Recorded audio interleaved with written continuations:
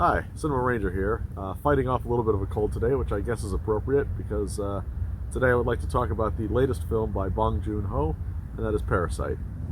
I guess the place I'd like to start with this film, and ironically given what I like to do, which is to sort of explore subtext and metaphor, sort of point out the fact that the film sort of goes out of its way to make fun of the whole idea of metaphorical things. It's sort of a running joke that the poor family, the Kims, they like to make throughout the movie. They look at something and sort of sneeringly say, metaphorical, as if that's an easy way to kind of dismiss the whole idea of it being anything more than its parts. This is actually really important because it will allow us to come to a full understanding of how we should think about the end, though, so it does matter. I guess the other ironic thing there is that while the film makes fun of metaphors, and while I tend to rely very heavily on metaphors for what I do, the film does have a few really great sort of visual moments in them that are very, very metaphorical, and I think the one that struck me the most is the one that sort of most applies to the title of the film itself. It starts off in the Park household, the very wealthy, beautiful, architecturally clean household, all these beautiful lines, and the Kims have been caught. The rich families come home, they're hiding under a table, and they've got to sneak out in the middle of the night to try to, avoid the fact that they've been sort of caught slumming it, I guess reverse slumming it, in that house. And so what happens is the father, as he's trying to escape, he sort of slithers along the floor like a tapeworm. And then you can sort of think of the wealthy house almost like the stomach. It's where all the abundance is. It's where all the things fall into place. And so the family's sort of working their way out of the house, and they get out, and it's pouring rain.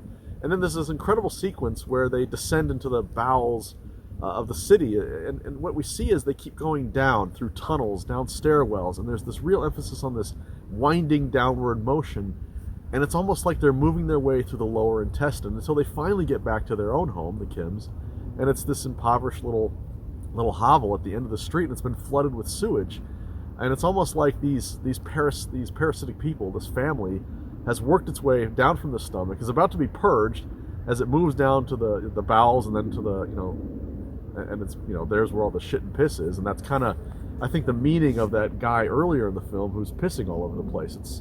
It's essentially the crotch of the world. But there it is, mired in shit, and that's a chance for them to sort of reflect on their station of life. And it is a profoundly metaphorical moment, stunning visual work.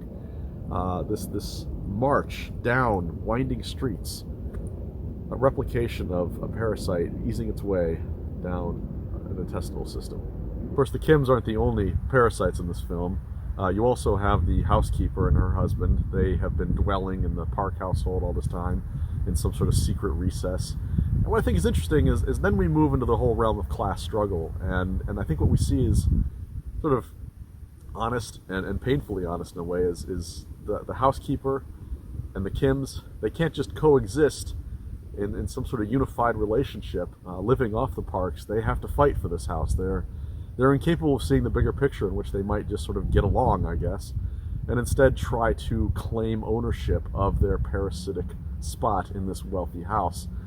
And that's kind of sad, but probably tragically honest as well. But I don't think this film is out to get the poor. I think it's honest, and I think it's brutally honest at times. But when it's all said and done, I think it aims its sights firmly on the system that produces class stratification, not so much on one party being guilty over the other. What we see in the father of the Kim household is someone who probably had hope once, but has since, through the brutality of life, given up on it. His whole speech about the best plan to have is no plan because you can't fail isn't the product of some genius thinking. It's probably the product of years and years and years of futility, of dreaming of something big that he was never able to attain. The other parasitic family, the housekeeper and her husband, they're in a desperate situation, running from loan sharks, hiding from a system that will cripple them or abuse them, just clinging to life. They can be seen as victims as well, or at least more victims than maybe anyone else, in a cycle of victims. There is a third family there, of course, and I have neglected to evaluate them in the concept of being a parasite. The Parks come across as sort of, these sort of vapid, wealthy people. They're a little bit dysfunctional. Their family doesn't seem quite as loving or together as the other family, but of course they have this beautiful house and everything seems fine for them. And I think when it's all said and done, though, the film definitely sets them up as being just as parasitic as everyone else, although in their case, they're parasites leeching off the necessity of the poor, the desperation of the poor. The reason they can be so decadent, empty-headed, blasé, disinterested is simply because the necessities of life have been handed to them for no real reason. I mean, when we see the Kims, they work hard. The housekeeper works hard. Everyone in this film is industrious, intelligent, resourceful, willing to fight, and yet, for some reason, one class of people gets to live in luxury while the others scrabble for scraps. So I guess the question then comes, and this is not the easiest film in the world to analyze because, like I said, it tends to dodge metaphor or sort of upend things. But I think when it comes down to it, we have to ask ourselves, why exactly does the father of the Kims stab the father of the Parks when it's, you know, they're at this party? The one husband has gotten loose. He's gone on a madman's rampage, seeking vengeance in any way he can get it. And in a moment where he could become a hero, we see the father of the Kims make the choice to pick up the knife and stab Mr. Park. It's sort of a tragic moment where he seals a doom that wasn't necessary. There was a way out of this whole situation, and he buys into his resentment, I guess. And this is where I think we can kind of identify and fully secure this concept of the wealthy being definitely among the parasites, if not the true parasites in this film system. I mean, after all, as I mentioned before, it's not like the Parks are doing any more work than anyone else. They just seem to have lucked their way into this world of wealth. And the only reason they can have it is because of the desperation of the needy.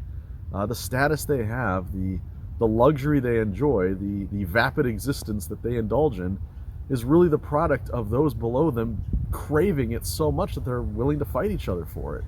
And so they can just sort of live in luxury on this high hill, the kings of this world, and watch the rest of us scrap for whatever we can get, the droplets trickling down below. And that to me is the real tragedy of the ending. Despite all of the father's sort of becoming aware of finding out that he could never live that world. He'll always have the smell of poverty on him, as it were.